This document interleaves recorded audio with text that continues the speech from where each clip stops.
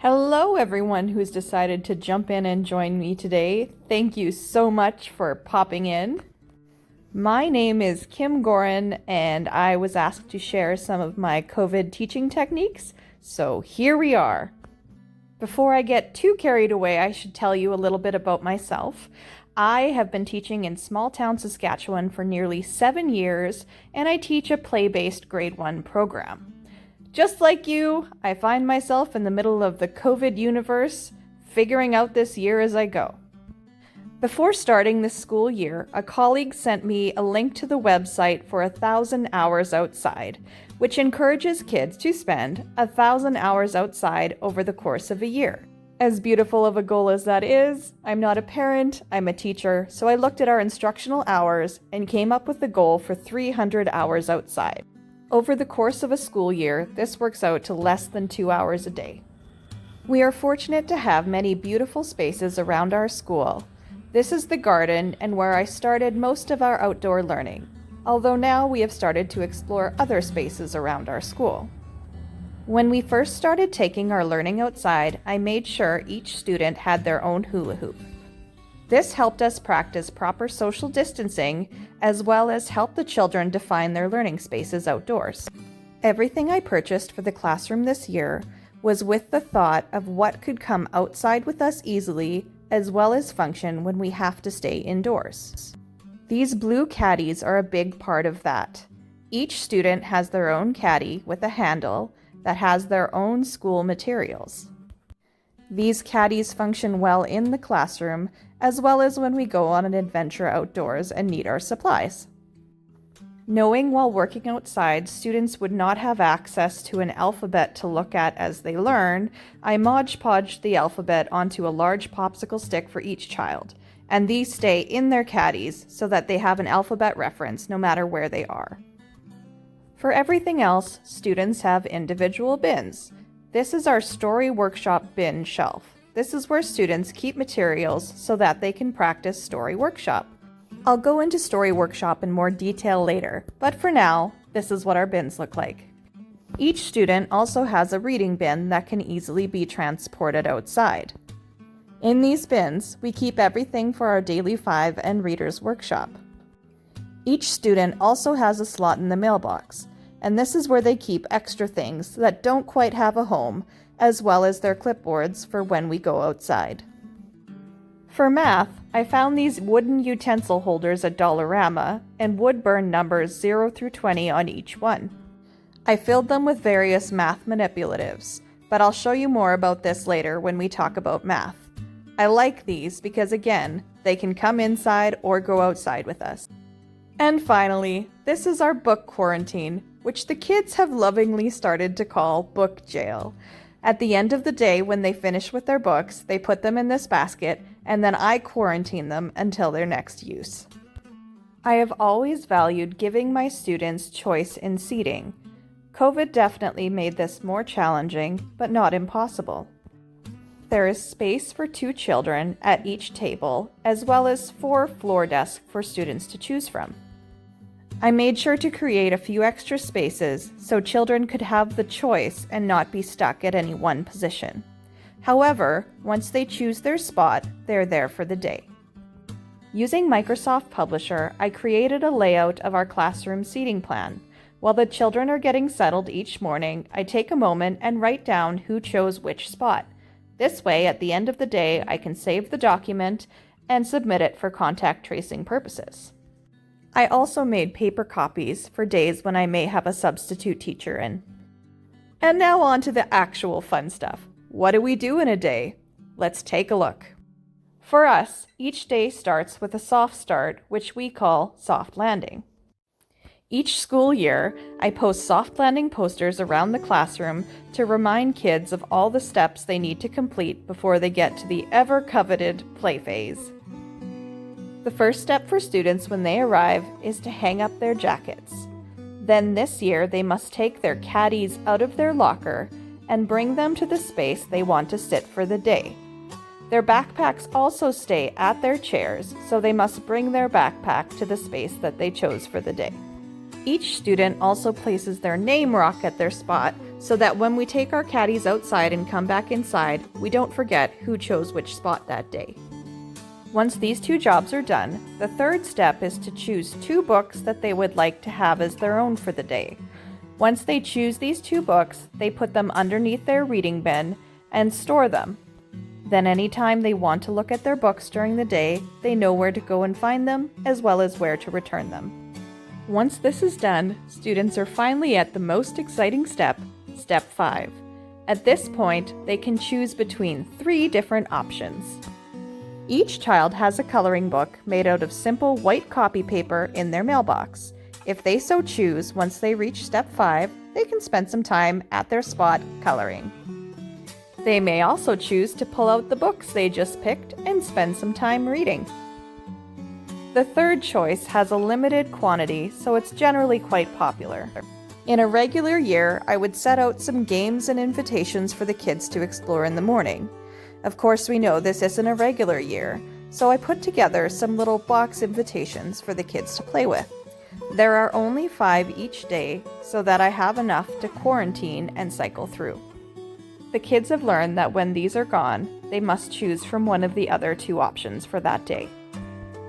Once soft landing is complete, which we usually do for about 15 minutes, we go straight into our morning meeting, which is quite traditional in that we check the calendar and talk about important upcoming days, we check how many hours we've been outside for, and we talk about our daily schedule.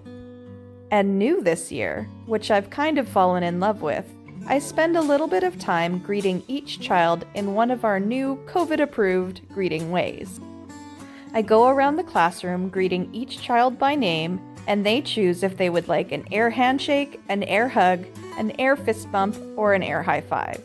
All the kids are quiet during this because they're so curious to see what their classmates will choose, and it warms my heart because I know it's meaningful for the kids. Our school runs on a 6-day schedule, so this means that we have odd and even days. To make things easier on myself, all my even days are the same and all my odd days are the same. So essentially I have 2 days that switch back and forth.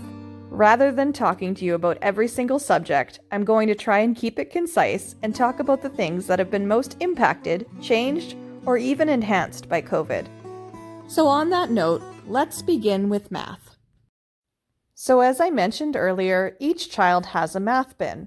We've been working on patterns in September, so each bin has something a little bit different to help us work on patterns. At the start of the week, I lay out all of the bins and call each student to pick the bin that they would like to keep for the week. This makes things easier because I don't have to worry about quarantining, as each math bin naturally quarantines over the weekend. Each student has a popsicle stick with their name on it that they put in their bin so that we know whose is whose for the week. Once they get their bins, I generally allow them about 5 minutes at the start and end of math period to play with their bins, and the reason for this is twofold. First, it gives the kids the opportunity to do all of those things that you just know they're going to do whether you're teaching or not. And second, and I think most importantly, it allows the kids to develop a deeper understanding of their materials, which helps them to be more successful during our actual working times. Part of what I've loved about doing Math Workshop in the past is how the kids piggyback their ideas off one another. Because they're all limited to one space and one person that they can see, I've taken to using my document projector quite a bit this year and having the kids share their ideas verbally as we work together on various problems. As much as it's not my teaching ideal, it still has fostered a sense of community in our classroom. I find myself consistently showing things on my document projector and then wandering around to see what the kids are doing. Often there's some amazing discoveries, so I take moments to catch and release the classroom. Even though they stay in their seats, I make a point of highlighting and celebrating different ways of thinking within our classroom. When the kids are finished with their math bins for the day, they bring them over onto the storage shelf, which I have divided according to their color cohorts. I have 4 color cohorts in my room, so anytime kids' materials are being stored together, I keep them in their color cohorts. This also makes it easier when I need to call one group at a time, so there's no bottlenecking happening in our room. Daily 5 is one of our literacy blocks, although my Daily 5 isn't a true Daily 5 because I also make an effort to include some Reader's Workshop. I love for kids to spend time engaging in books and for myself to have time conferring with them. Because of COVID, instead of read to a buddy, we do read as a class. To make this more exciting for the kids, I gave them each a witch finger, and I do not regret it. During this time, we're working together on learning how to read from left to right, and the kids seem to be having a lot of fun with it, so that makes me happy. For Read to Self, our library has been rated for all of the most amazing wordless books. The kids are learning to read the pictures and figure out the stories just like readers do. In time, we'll also, of course, be introducing books with words, but for now, it's all about the love of reading. As you can imagine, this is a ton of work for a grade 1 student. So in the middle of our daily 5, we learn about a new letter, what it looks like, and how it sounds, and then we go outside on a scavenger hunt for that letter. As the kids discover the letter of the day outside, I take pictures. When we come back inside, I replace that letter on our bulletin board with one of our pictures. Any picture that doesn't get picked, I'm making into a small little book for our classroom library. This way, each child still feels like their contribution was valued. I love this part of Daily 5 because it's still focused on our daily lesson, but the kids feel like they're getting a break, so we come back inside feeling refreshed. Next, we're on to writing, which at this point of the school year is us learning how to print the new letter. Again, I use my document reader to show the kids how to print these letters so that they have a good sense of what they're doing. I really miss circle time, but hey, a document reader is really helping in the meantime. And last but not least, we move on to listen to reading. At this point, the kids just get to relax and I read them a book. They are currently so into Mo Willems. And I really don't mind that at all because I love The Pigeon. Which takes us right along to our other literacy block, Story Workshop. If you're not familiar with Story Workshop, it originated in Opal School in Portland. My Story Workshop is just an adaptation of what they do. As I mentioned earlier in this video, each child has a Story Workshop bin.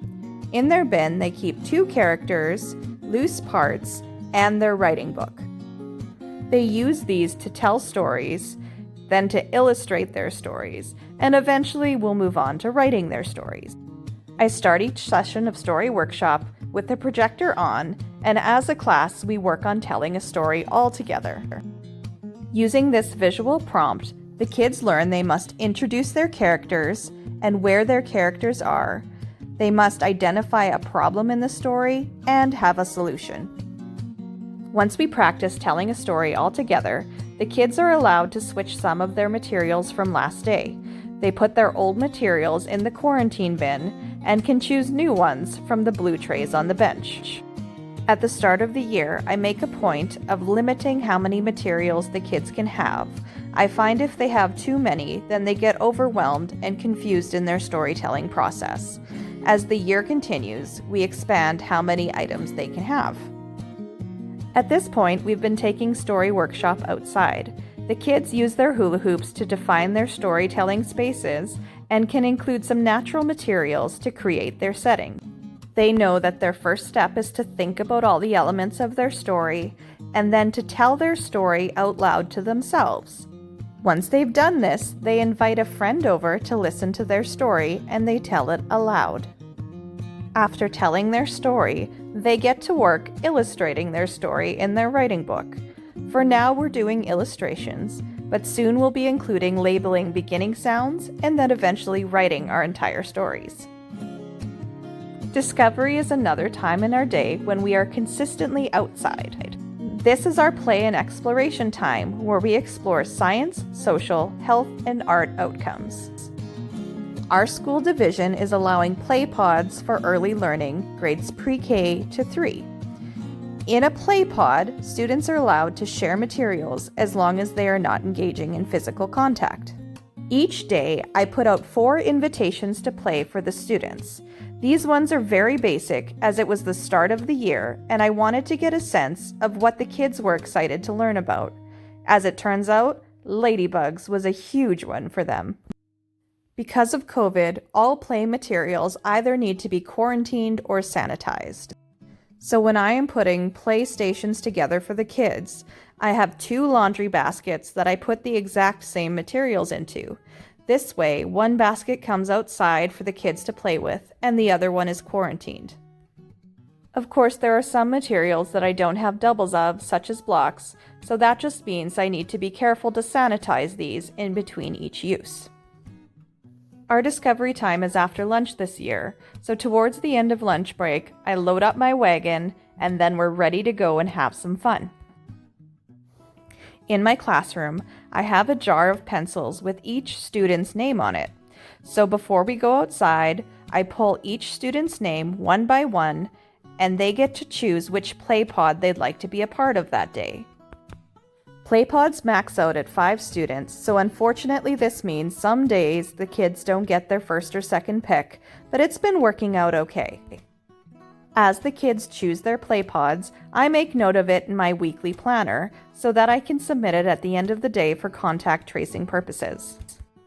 Once this is done, we head outside to whatever space we decided to have discovery on that day. The kids get to free play in nature while I set up their invitation for the day. Once their play pod is ready, I call them over and they begin playing. They know that if they get tired of their station that they can't go to another play pod, but that once again they can free play in nature.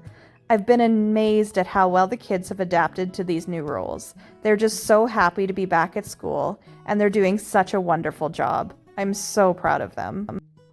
As kids have tired of their stations and have begun free playing, some amazing discoveries have been made.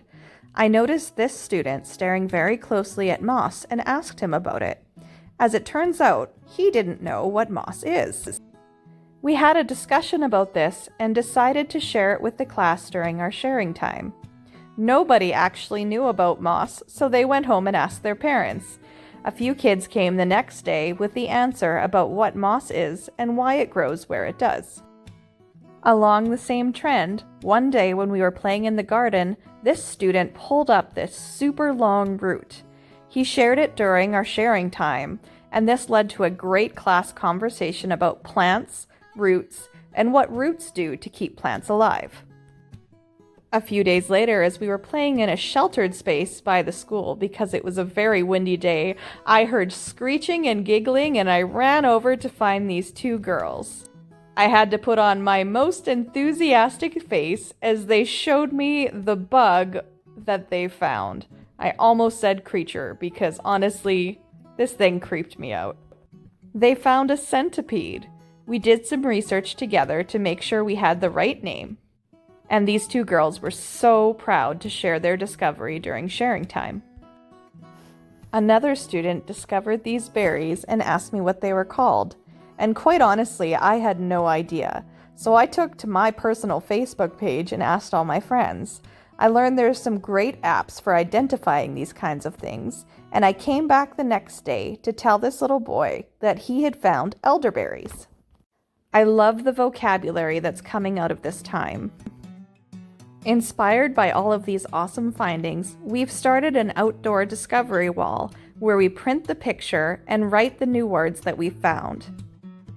I know there will come a time where we can't spend quite as much time outdoors, but we're definitely soaking it up while we can. So this has covered most of what we're doing while the kids are in school, but what about when they have to stay home in quarantine? I was initially feeling quite overwhelmed at this idea, but then I learned about something called choice boards. I am making a choice board for each month so that if a child ever has to quarantine, they have options that go along with what the kids are already learning in school. I invite students to take the choice board at their own pace, though I recommend to families to choose 1 item from each section each day, which makes a total of 3 different activities. I've also prepared for myself in the event that I ever have to go into quarantine. I created a substitute bin. In my bin, I have a sub-plan that includes all of the protocols for COVID, as well as what our daily schedule generally looks like. I've also included a paper copy of our classroom seating plan layout for the substitute to fill out and submit to the office at the end of the day. Finally, this bin includes worksheets that correlate with what we've been working on as a class, in case that's the substitute's comfort zone. This is definitely such a different year that none of us will ever forget, and I hope that this video in some way encouraged you or gave you some ideas that you want to take and try. Thank you so much to Sask ECEC for giving me the opportunity to share. I absolutely love talking early learning. If you love talking early learning too, or you have any questions for me, I invite you to come find me on Instagram or Twitter at the handle @LetThemLead. I hope to connect with many of you there. I wish you guys the very best school year under our given circumstances. You've got this. You're amazing. Have a great year. Take care, everyone.